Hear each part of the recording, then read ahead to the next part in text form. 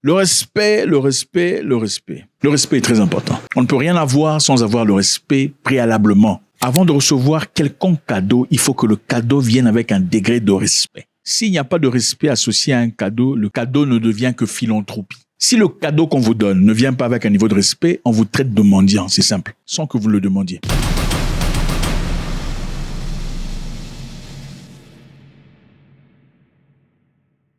Le Nigeria vient de présenter ses excuses au Burkina Faso. Officiellement, ils viennent de demander pardon. Ils sont désolés pour l'incident impliquant l'avion C-130. Le Nigeria présente ses excuses officiellement au Burkina Faso, chose que beaucoup avaient complètement effacée comme option. Ce n'était pas à l'agenda. Le Nigeria vient de le faire et ils ont choqué tout le monde. Ils ont présenté des excuses officielles au Burkina Faso à la suite de l'incident impliquant l'avion C-130. Le 17 décembre 2025, le ministre des Affaires étrangères nigérian, M. Youssouf Maïdma Tougar, est parti au Burkina Faso avec sa délégation, à Ouagadougou évidemment, et ont rencontré le dirigeant du Burkina Faso, le capitaine Ibrahim Traoré. C'est une action qui est très appréciée. M. Tougar a présenté ses excuses officielles au nom du président Bola Tinubu. C'est-à-dire, le président Bola Tinubu a délégué M. le ministre des Affaires étrangères pour aller au Burkina Faso afin de présenter des excuses venant de lui, officiellement.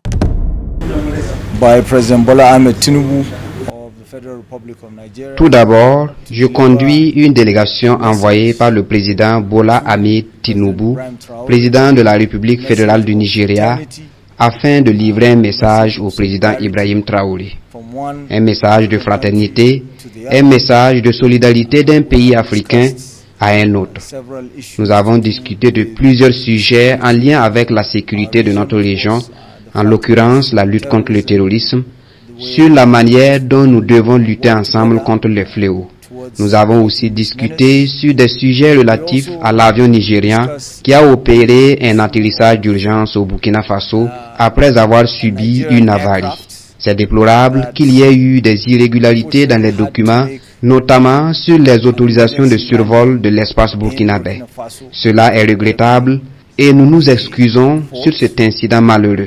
Nous avons aussi évoqué le sujet d'un leader d'un parti nigérien qui fait des commentaires disgracieux concernant cet incident. Cela est lié sans doute à une incompréhension de la situation. Le président Traoré, le gouvernement du Burkina Faso et le peuple burkinabé ont été très accueillants et disposés à nous accompagner. L'équipage a été très bien traité. Cela saute aux yeux. Et c'est évident que le président Traoré était directement informé sur la prise en charge de l'équipage depuis que celui-ci est arrivé au Burkina Faso. Cela souligne le niveau de fraternité et de solidarité qui existe entre deux nations africaines.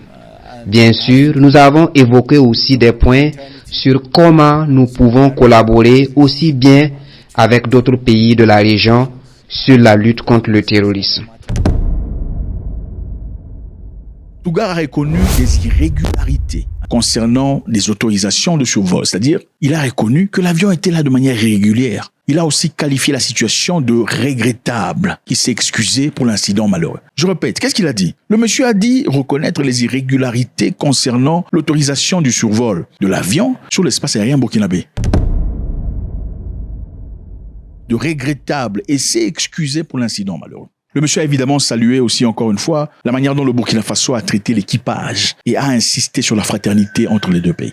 Il a insisté sur la fraternité en pointant sur la manière agréable dont le Burkina Faso a fait usage de traitement de l'équipage nigérien. L'équipage nigérian était évidemment arrêté au Burkina Faso après avoir survolé l'espace aérien, mais ils ont été traités de manière très convenable, sans matraquage, sans torture, en fraternité. Ce sont des choses qui n'arrivent presque jamais dans la vie. Qu'est-ce que vous faisiez chez nous en espionnage? Espionnage ou pas? Vous balanciez des histoires à Boko Haram, aux insurgés, tout le bazar. On n'a pas cherché tout ça par la violence. Ils ont reçu un traitement adéquat. Libération des détenus, c'est-à-dire le Burkina Faso vient de libérer les 11 militaires nigérians et restituer l'appareil. Bravo Burkina Faso. Ok. Ils ont libéré les 11 militaires et restitué l'appareil. au Nigeria. Vous savez, il n'y a pas très longtemps, il y a le monsieur nigérian qui s'appelle Ayodele Eraz. Ayodele Eraz est un sénateur nigérian qui exigeait, qui a mis la pression sur le président Tinubu, demandant à ce que le Nigeria agisse de manière forte et brutale pour se faire respecter dans la sous-région. Monsieur Eraz a nécessité une action militaire du Nigeria à l'égard du Burkina Faso dans l'objectif de récupérer les militaires et l'avion. Il a parlé de raid sur Entebbe. Raid sur Entebbe, pour ceux qui connaissent, c'est l'action qui a été effectuée par les Israéliens en Ouganda après qu'un avion Air France a été kidnappé par des kidnappeurs palestiniens et allemands, dérouté de son vol depuis Tel Aviv vers Paris, mais a été redirigé vers Entebbe pendant un temps. Pourquoi Entebbe? Parce qu'à l'époque, Idi Amin Dada, le président ougandais, était président en Ouganda et à l'époque, Idi Amin n'avait jamais été ami d'Israël. Donc le meilleur endroit pour cet avion de se poser, c'était en Ouganda. Israël a envoyé 4 avions, C-130 à l'époque, avec 200 militaires, 200 commandos pour aller récupérer, pas seulement récupérer les otages, massacrer ceux qui étaient sur place dans une action complètement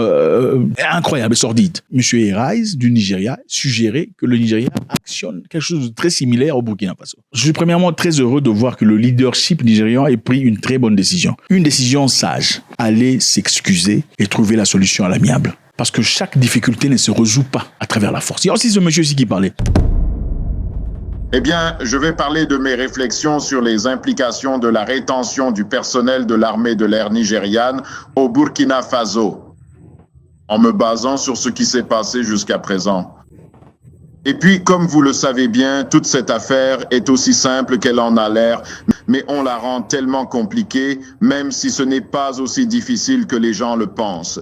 Mais d'un autre côté, il serait juste que le Burkina Faso libère simplement le personnel de l'armée de l'air nigériane pour qu'il puisse rentrer, même s'il souhaite. Le monsieur ici dit qu'il faut éviter d'escaler la situation, qu'il faut éviter d'empirer la situation. C'est-à-dire empirer, c'est-à-dire quoi? Le Burkina Faso doit libérer ses militaires très rapidement, sinon ça va empirer la situation. Empirer pour lui, dans ce cas, il voulait dire que le Nigeria serait en capacité d'aller faire des actions militaires au Burkina Faso. Je suis heureux de voir que le leadership a pris une décision totalement opposée à la décision qui était suggérée par ces deux sujets. Les résultats sont clairs. Cet acte, évidemment, vient de permettre de désamorcer les tensions liées à l'atterrissage d'urgence entre le Nigeria et le Burkina Faso. Désamorcer. Ce sont des pays frères. Ils ne sont pas obligés de se battre. Est-ce que ça signifie que c'est terminé? Il n'y aura plus de problème? Nous sommes maintenant en paix? Nous sommes amis? Oui, en apparence. En apparence, il y a la paix. En apparence, c'est bien. Mais il y a une chose qui a été gagnée.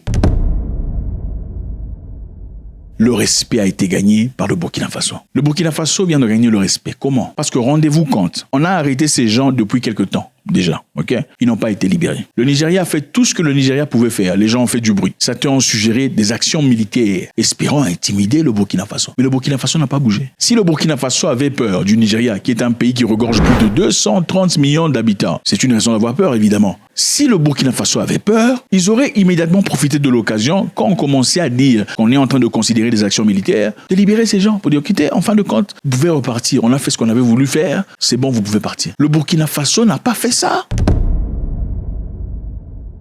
Le Burkina Faso attendait voir la réaction du Nigeria. Puisque vous avez dit que vous êtes en capacité de faire une action militaire et vous suggérez au président de le faire pour vous faire respecter dans la sous-région. Dans ce cas, faites-le comme ça on va voir. Comme maintenant, le ministre est venu ouvertement, avec respect et mea culpa, disant nous sommes vraiment désolés de la situation. Immédiatement, les gens ont été libérés. Ils ont été libérés immédiatement. On n'a pas dit écoutez, il faudrait attendre encore quelques jours, il faut faire la paperasse avant qu'ils ne partent. Immédiatement, ils ont été libérés. Qu'est-ce que ça veut dire? Le Burkina Faso aurait pu les libérer depuis longtemps, mais ils n'ont pas fait, ils ont attendu. Pourquoi? Pour vous prouver un point, vous ne pouvez pas nous intimider. Ce n'est pas à vous d'exiger quand est-ce qu'il faut les libérer. En tout cas, pas par la force. La façon la plus douce, ça marche mieux dans ces conditions ici. Nous sommes aussi des militaires. Et c'est ça le respect qu'on gagne. Maintenant, en réalité, la question était celle-ci. Est-ce que c'est terminé? En apparence, oui. C'est terminé jusque-là. Mais le Burkina Faso a gagné le respect.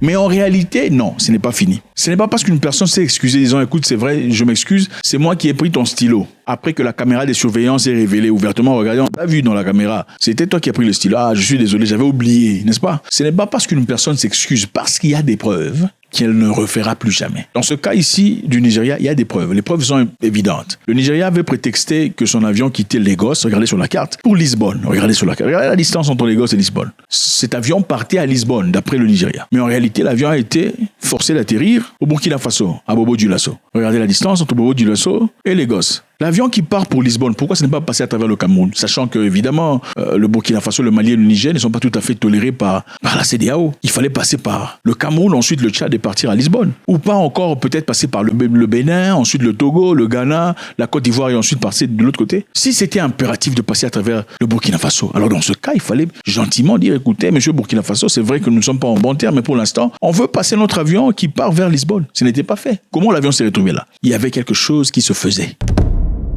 Donc, puisqu'on a attrapé et que Lisbonne a confirmé, disons, nous n'attendions aucun avion nigérian ici, c'est faux ce qu'il raconte. Donc là, quand une personne dit je suis désolé, ça ne veut pas dire qu'elle le reconnaît. Elle a simplement reconnu parce que les preuves sont évidentes. Ok?